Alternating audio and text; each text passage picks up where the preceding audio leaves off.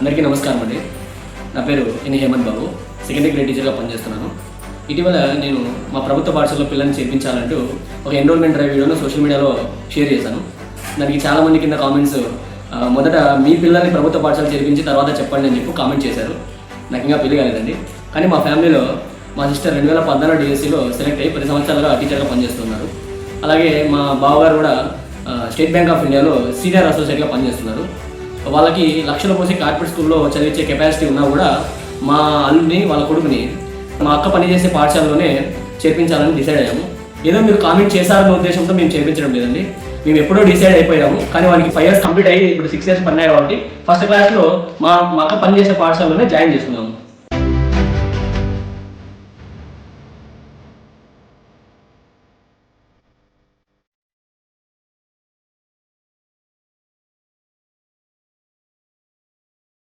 ప్రభుత్వ బడుల్లోనే బంగారు భవిష్యత్తు ఉంటుందని మేము నమ్ముతున్నాము.